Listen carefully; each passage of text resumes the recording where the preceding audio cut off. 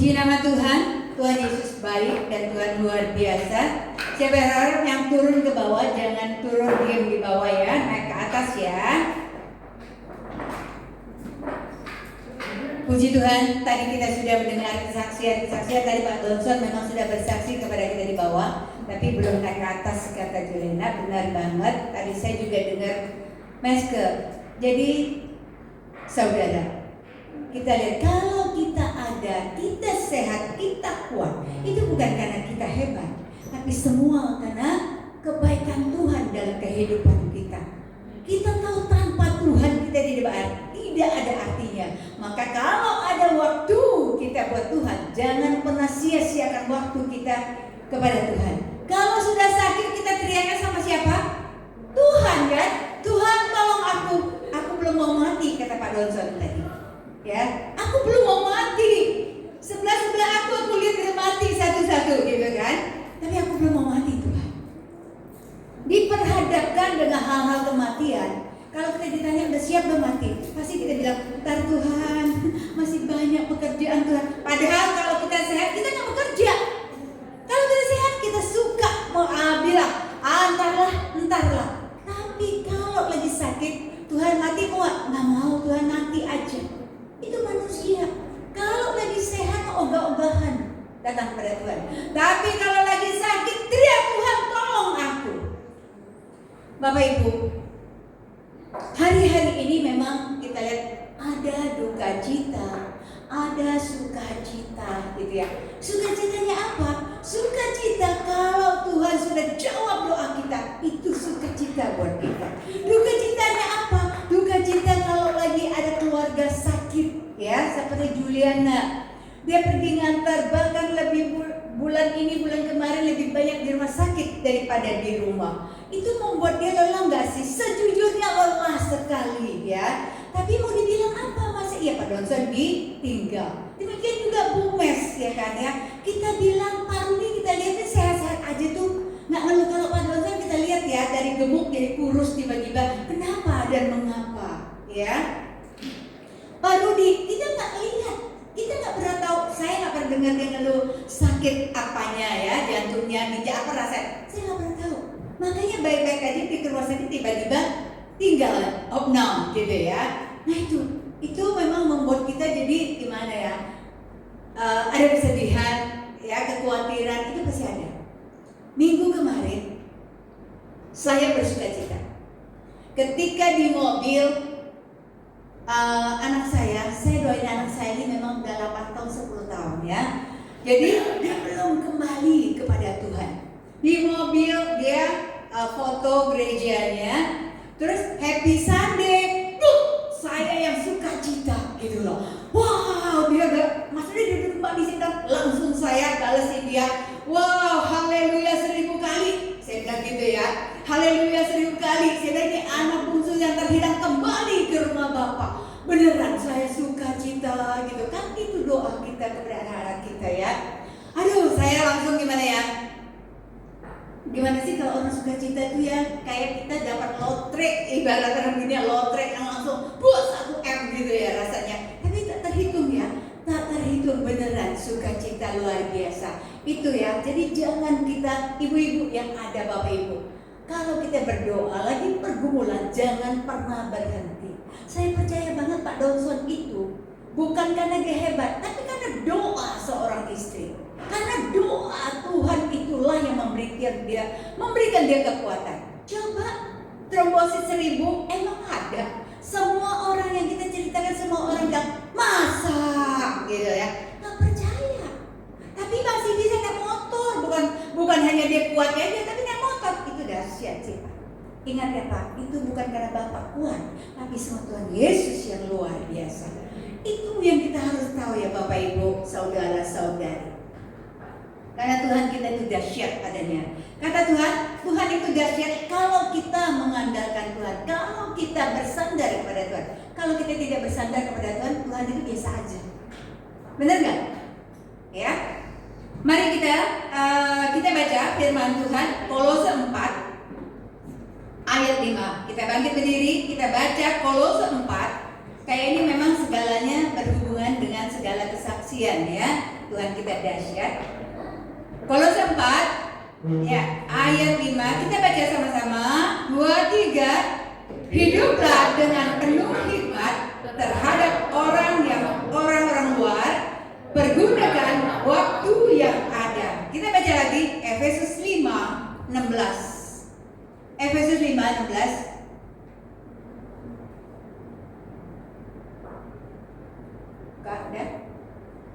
Ya, kita baca.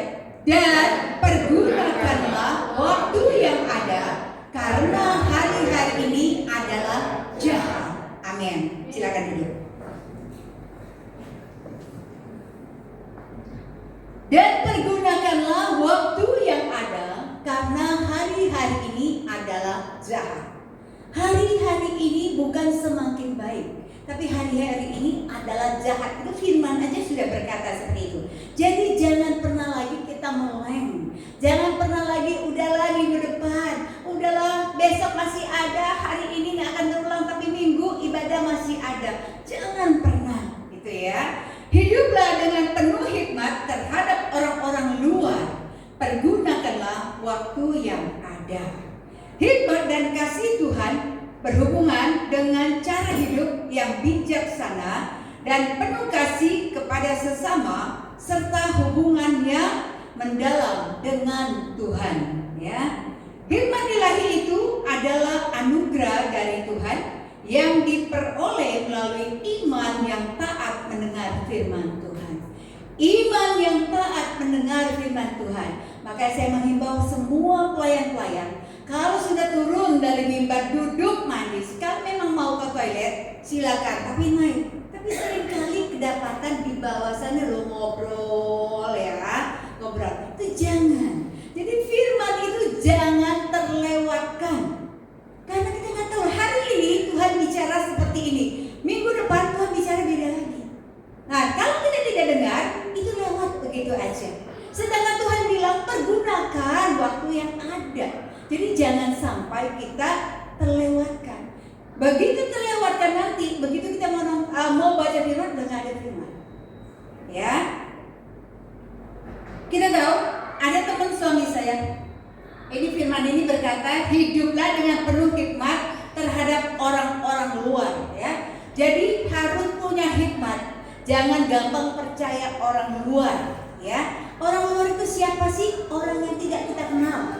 Jadi kita harus waspada. Hari-hari ini ya ampun, yang namanya penipu berbagai-bagai cara. Ada teman suami saya, orang WA, tapi sekarang ini bukan orang itu nyasar, tapi memang itu disengaja. Ya, kita nggak tahu dia dapat nomor telepon kita dari mana. Dia telepon, dia WA nih, halo Pak Jimmy, gitu kan ya. Lah otomatis kalau kita yang terima kita bukan Jimmy, dibalas sama dia, sorry Pak, saya bukan Jimmy, saya ini nama saya. Nggak dicatat kan nama orang itu dong. Makanya saya, kalau kalian pakai handphone baru, handphone saya nggak akan saya pernah angkat. Karena kenapa? Sekarang kalau tidak ada nama orang yang di handphone saya nggak akan angkat. Beneran. Ya, jadi kalian mau telepon sampai besok pagi juga bodo amat gitu loh. Jadi jangan. Apalagi sudah begitu ya.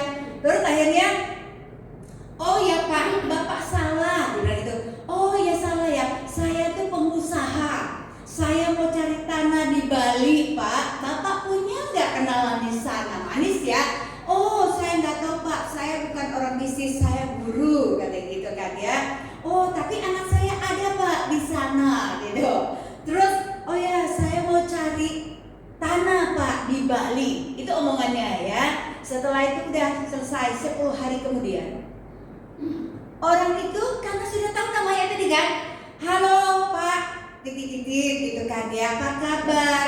Saya sudah dapat loh Pak tanahnya, saya sudah bangun Pak, saya sudah bangun Indomaret. Karena saya sudah punya Indomaret 3, sekarang saya bangun 3 lagi Pak, dengan modal 700 juta Pak. Saya sudah bayar. Pak, Bapak mau ikutan nggak?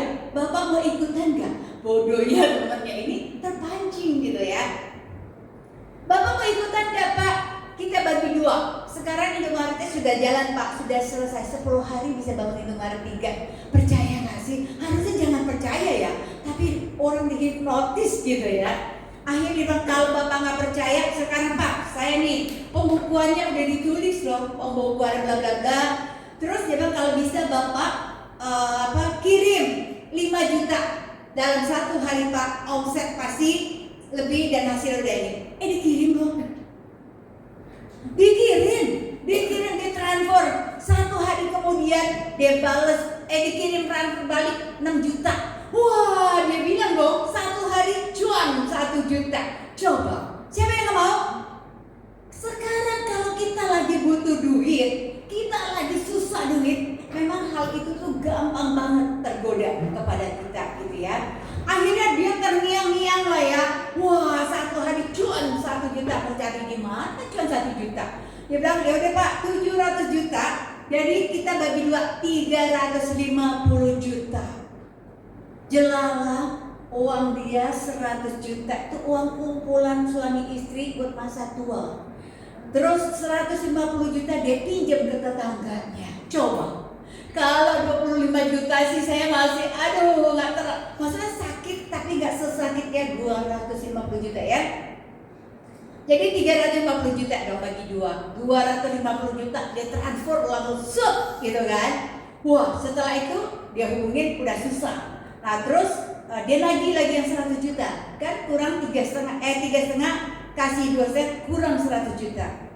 Langsung dia bilang, Pak, nah setelah dia mau ngasih 100 juta lagi, dia nggak punya duit. Dia nelfon suami saya, kok hanya kamu kok yang bisa nolong saya. Padahal hari biasa nggak pernah ada hubungan ya, tapi kita kenal baik gitu ya.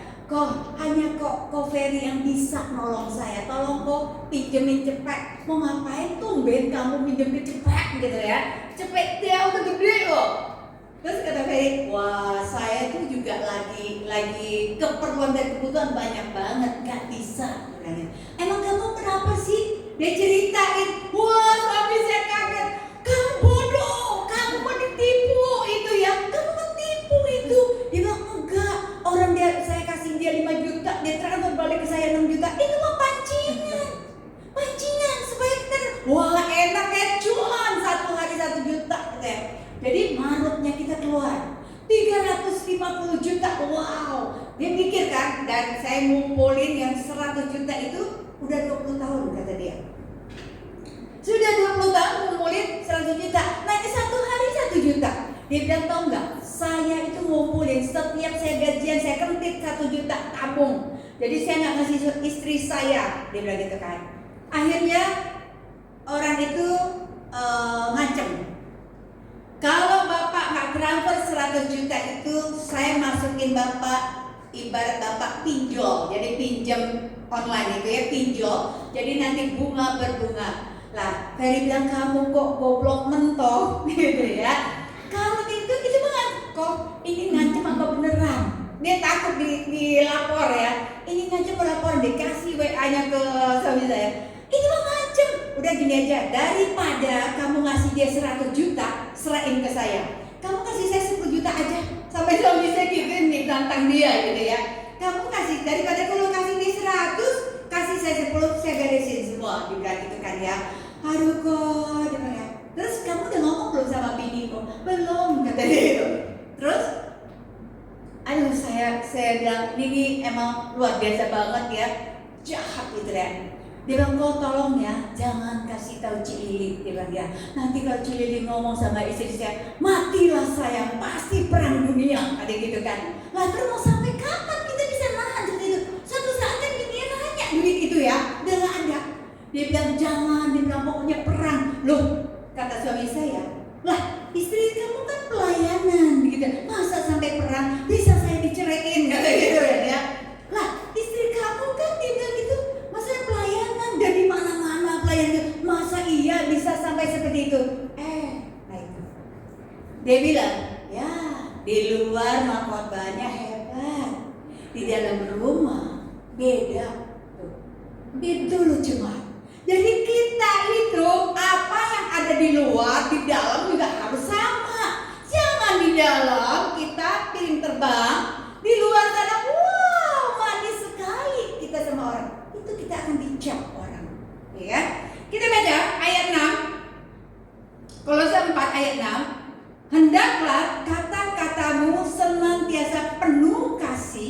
jangan hambar, sehingga kamu tahu bagaimana kamu harus memberi jawab kepada setiap orang. Itu kita. Kasih Tuhan itu harus nyata dalam hidup kita. Kalau kita bicara itu, kita harus bicara apa adanya dari diri kita. Jangan di dalam iya, di luar enggak iya. Di luar iya, di dalam enggak iya. Itu nggak sinkron namanya ya. Nggak sinkron. Jadi bukan kita yang menilai diri kita, tapi orang yang melihat kita, dialah yang akan menilai kita. Nah, seperti itu suaminya sendiri yang ngomong, iya, di luar mah dia khotbahnya keren, bagus, tapi di dalam katanya, ya begitulah, sama seperti dulu. Itu suaminya loh, ngeri banget. Sampai saya bilang ke suami saya, kamu kalau liatin saya khotbah, kamu liatin saya sehari-harinya sama nggak? Sama. Udah samanya kok kayak gitu? Sama nggak? Ya, sama, katanya gitu kan ya. Coba, kadang-kadang kita memang harus bertanya. Seringkali itu ada okta saksi ya. Seringkali saya juga bilang, saya di dalam, kalau saya marah, kalian tanya dengan diri kalian sendiri kalau sampai saya marah di dalam itu ya, orang dalam. Salah kalian apa salah saya? Kalau salah saya, kasih tahu saya, salah saya di mana? Kalau saya marah, pasti salahnya kalian. Kemarin dia juga salah beli minum, saya katain juga tuh. Itu dia yang di belakang. Beneran. Saya suruh beli minum apa? Dia bilang daripada pulang ke tangan kosong, dibeliin yang lain. Saya bilang, kamu tahu kan saya nggak pernah minum itu. Jangan kamu beli dong harusnya. Tapi dibeli. Saya nggak mau tahu, saya nggak mau bayar. Ya dibawa pulang sama dia. Jadi dia yang minum gitu loh. Nah itu. Nah kalau saya salah, saya coba. Salah siapa? Salah saya apa salah dia? Orang saya suruh beli A, dia belinya B, salah dia kan? Nah itu loh. Seringkali kita itu seperti itu gitu ya. Seringkali di dalam kita beda, di keluarga kita beda, di luar kita manis. Kalau saya sih nggak mau. Cuma kalau engkau dapatkan saya tidak sama dengan saya ngomong. Ambil saya ya, Bu sini secara empat mata saya mau ngomong sama ibu beneran. Saya seperti itu, saya ngomong apa adanya gitu ya. Terus tentang kasih ini ada lagi saudara dari suami juga. Ini nih kemarin dia cerita ke saya, wow, ini bahan khotbah memang luar biasa ya. Kebetulan memang ini temanya saya belum kasih ya. Tema kita adalah hikmat dan kasih Tuhan, ya. Jadi kemarin begitu dia cerita itu langsung masuk semua di kepala gitu ya. Terus ada satu saudaranya, teman-teman saudara gitu ya. Dia punya papa sakit. Papa ini sama juga sih, dia keluar masuk ke rumah sakit. Pas papanya sakit sudah parah, minta anaknya antar dong ke rumah sakit ya. Nah, anaknya antarlah ke rumah sakit, tapi anaknya ini juga pengkhotbah. Jadi dia juga mau khotbah. Nah, tapi papanya ini minta diantar ke rumah sakit bersama mamanya dan ada iparnya ya. Pergi ke rumah sakit dianterin, dia tinggal di situ, dia pergi khotbah. Mamanya bilang, lah kamu nggak ikut nungguin? Padahal nih papa udah kritis, dibilang ya. Lah dia bilang, kita ada mama, sedangkan dia sudah janji sama orang khotbah, gitu ya. Nah suami saya nanya saya, rupanya dimancing saya juga kali ya. Dia bilang, nih ini cerita begini, kalau menurut kamu seperti apa? Saya bilang kalau menurut saya dia kritis, tapi kan memang belum apa-apa, kan ada mama, ada iparnya, gitu, ada dokter kan. Sedangkan dia nunggu kan dia juga nggak bisa ngapa-ngapain kan. Kita butuh dokter juga kan. Begitu dokter tanganin, kalian ditungguin di luar, benar nggak sih Juliana? Akhirnya dia pergi khotbah. Wah, jadi bahan omongan ya. Jadi bahan omongan karena kenapa? Kalau khotbah tentang kasih, tapi dia nggak punya kasih sama keluarga. Itu loh, penghakiman sekarang ini jahat loh. Penghakiman sekarang ini memang luar biasa. Terus setelah dia tinggalin papanya, dia pergi khotbah. Setelah khotbah memang dia nggak balik ke rumah sakit. Dia pergi pas jalan gitu loh. Jadi ada ya, dia selfie gitu ya dari jalan. Nah dari dia selfie itu mungkin dipasang status atau apa. Dari situ banyak yang komen. Ya bapaknya sakit, tapi dia jalan-jalan gak peduli sama bapaknya. Yang katanya kalau khotbah tentang kasih, tapi nggak punya kasih. Itu. Jadi suami saya nanya gini, Mi, kalau menurut kamu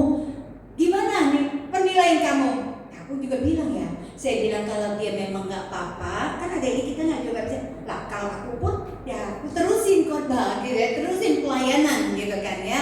Kan firman Tuhan bilang orang mati biarkan orang mati yang nguburin ya. Tapi kalau aku sih itu, langsung begini loh, sama aja dengan kamu ya. Sehingga itu kalau saya, tapi kan kita lihat Sikon ya kan. Kalau Sikon memang sudah terkapar dengan siapa-apa, udah memang udah ini, ya mungkin kita tungguin ya. Tapi kalau dia masih di tangan yang dokter, ada mama, ada ini, ya udah kita duluin Tuhan lah, ya. Tapi nah itu, banyak orang pro kontra dengan hal seperti itu. Banyak orang merasa lu gak punya kasih, tapi dia merasa dia melayani Tuhan. Tapi memang mungkin ada setelah dia pulang khotbah, dia nggak langsung kembali ke keluarga gitu ya. Dia sempat jalan-jalan gitu. Itu penilaian orang kepada dia gitu loh. Tapi dimanapun kita berada, yang namanya penghakiman itu memang udah bagian manusia. Padahal firman Tuhan udah penghakiman adalah bagian Tuhan, bukan bagian kita. Tapi kita ini manusia. Seringkali hal-hal itu terlalu cepat untuk menghakimi orang. Coba bayangin. Jadi disinilah Tuhan bilang, ya, hiduplah dengan penuh hikmat terhadap orang-orang luar. Pergunakanlah waktu yang ada. Dan firman tadi bilang yang Efesus 5:16, hari-hari ini adalah jahat. Jadi jangan, kalau kita ada waktu, manfaatkan waktu itu buat Tuhan. Jangan pakai kita mendahulukan. Ini sorry ya, kalau aku ngomong gini Desi jangan tersinggung ya. Maksudnya gini loh, pergunakan waktu yang ada. Kalau minggu itu ibadah dulu, setelah itu lu mau pergi ke pesta kemana terserah deh. Itu loh ya. Jadi aku bukan nyindir siapa-siapa, tapi aku harus ngomong ini adalah firman Tuhan gitu loh. Dan pergunakan waktu yang ada, karena hari-hari ini adalah jahat. Jadi firman Tuhan sudah jauh-jauh hari dan mengingatkan kita. Jadi jangan kita bersantai-santai lagi. Jangan kita merasa, wah aku mau pesta dulu gereja besok aja. Jangan. Karena kita harus mendahulukan Tuhan dari segalanya. Amin. Amin. Amin. Loyo merasa bugem ini ya, nyindir kita. Aku gak nyindir siapa-siapa ya. Kalau aku gak ngomong, kalian kan gak tahu. Tapi kalau aku sudah ngomong, kalian masa bodoh, itu urusan kalian. Beneran. Aduh, saya kadang-kadang kalau ngeliatin ya, sedih gitu loh ya. Kadang-kadang sedih banget ya. Kalau jemaat, saya lagi sini, tapi hari ini saya bersuka cita kemarin. Saya bilang, Widiana, apa ya kemarin saya ngomong apa ya? Oh, saya bilang kalau Jessica buru-buru gak apa-apa, kan ada kamu yang ngantar dia. Yang penting dia ibadah dulu pagi. Terus kalau mau ke sana gak apa-apa, Gojek gereja yang tanggung. Amin. Luar biasa. Dijawab apa? Bu, besok saya ke gereja. Kaget saya. Biasa kan dia ngomong, kalau minggu keempat saya izin bugem, di sana juga kan ibadah bugem arisan. Itu loh, arisan masih nomor 1 ya. Arisan boleh seperti Juliana itu loh. Nanti habis pulang gereja. Nah, itu loh ya. Tapi tiba-tiba dia bilang saya ibadah bugem. Saya suka cita banget. Beneran, saya suka cita. Puji Tuhan Win gitu. Terus kamu gak arisan? Kali-kali bugem, saya di sana izin gitu. Luar biasa. Tiap minggu itu, bukan tiap minggu ya, tiap bulan. Karena masih baru belum masuk ke sana kemarin. Oh gitu. Sekarang kan udah mulai lama kita. Oh gitu. Ya apalah itu ya, apalah itu, pokoknya saya senang. Saya suka cita, beneran saya suka cita. Akhirnya kembali lagi kasih tadi yang setelah kita doa, saya tanya sama Ira, kamu tahu nggak? Karena dia sempat berbarengan dengan satu mobil. Saya tanya, kamu tahu nggak? Kamu tuh anak bungsu terhilang. Dia cuma nyengir. Kemarin saya kasih ayatnya ya. Tuh loh cerita anak bungsu terhilang. Aku masih ingat-ingat sih ayat itu. Kata dia, coba. Untung masih nyampe ya. Aku masih ingat-ingat sih ayat itu 10 tahun yang lalu gitu ya. Itu loh. Jadi, aduh saya bilang Tuhan itu luar biasa. Itulah membuat saya suka cita luar biasa. Karena sedang doa kita itu gak ada loh Bapak Ibu. Doa sia-sia itu gak ada. Doakan orang-orang yang kita pergumulkan, yang kita gumulin itu doakan. Demikian juga Kak Donson, Pak Rudi gitu ya. Sejujurnya saya tuh emang gak mikir, saya mikir loh. Saya bilang, aduh gimana ya gitu loh. Sejujurnya karena kenapa? Kemarin saya bilang, karena kita ini udah lansia. Tapi saya minta, Tuhan aku minta umur panjang Tuhan buat melayani Tuhan. Yang terpenting adalah sehat. Umur panjang kalau kita sakit-sakitan juga gak ada gunanya juga, ngerepotin orang yang ada kita dibuang nanti gitu ya. Tapi minta sehat ya. Tubuh sehat itu tentunya kita memang harus jaga juga pola makan ya. Kalau pola makan kita dulunya jorok, istilah kata apa aja kita makan, itu biasa kebanyakan orang itu ada goreng-gorengan dari luar itu ya. Itu tuh yang harus kita jaga. Jangan orang kalau kita mau makan gorengan masak sendiri di rumah, minyak kita terjamin. Kalau di luar itu minyak nggak terjamin. Kita nggak tahu minyaknya itu udah diolah pakai apa. Emang tahu? Emang garing sih enak, tapi begitu masuk tubuhmu itu menjadi racun, ya. Jadi jaga. Yuk sekarang ini kita memang harus jaga diri kita, terutama memang Tuhan itu harus ada dalam hidup kita. Karena tanpa Tuhan, tanpa kita tidak takut dengan Tuhan, itu juga percuma juga dalam hidup kita. Karena Tuhan itulah segala-galanya. 10 tahun itu waktu yang lama. 10 tahun itu panjang sekali. Tapi kata firman Tuhan, tidak ada yang mustahil bagi Tuhan. Ya, Tuhan juga melihat doa kita sampai di mana. Jadi makanya Rabu dia bilang, aku bilang Ren kita Rabu mau ke klinik mata Joel. Mami boleh nggak Kamis? Rabu aku mau ke gereja. Wah, saya bersuka cita lagi gitu ya. Saya mau ke gereja. Ke gereja ngapain Rabu ya? Dia bilang nggak tahu. Pokoknya ada penyembahan, pujian, ada firman. Oh komsel kali, aku gitu kan. Namanya bukan komsel ya, setiap gereja emang beda-beda ya. Tapi ya mungkin seperti itulah. Dia bilang pokoknya di situ ada pujian, penyembahan, lagunya aku banyak gak kenal. Lah iya 10 tahun apa? Tinggalkan Tuhan, tinggalkan gereja. Lah pasti lagu-lagu gak kenal. Jadi tadi pagi saya dapat di YouTube ya lagu-lagu yang itu, saya kirim-kirim ke dia. Padahal dia juga bisa sih nyari kalau mau ya. Cuma saya merasa itu yang tersentuh di saya kirim ke dia. Kenapa? Supaya dia mengerti banget gitu loh. Karena Tuhan itu tidak pernah meninggalkan dia. Coba bayangin, saya suka cita itu loh. Saya mau ke gereja. Terus temannya bilang, Ran, lu gak foto? Lu lagi gereja? Karena temannya tahu. Aku bilang, haleluya, 1000 kali waktu minggu ya. Jadi dia kan tahu temannya udah tahu gitu ya. Kata temanku, rasain lo. Gue ngajak lo, dia bilang gitu, lu gak mempan. Sekarang lu ke gereja juga, dia bilang ya. Lu gak foto hari ini Rabu, lu ke gereja. Udah, mami udah tahu, pada gitu kan ya. Foto dong, kasih lihat mami bawa lu ke gereja. Aduh, makanya itu ya ibu-ibu ya. Begitu kita lihat anak bungsu kembali berapa sama persis yang di firman Tuhan ya.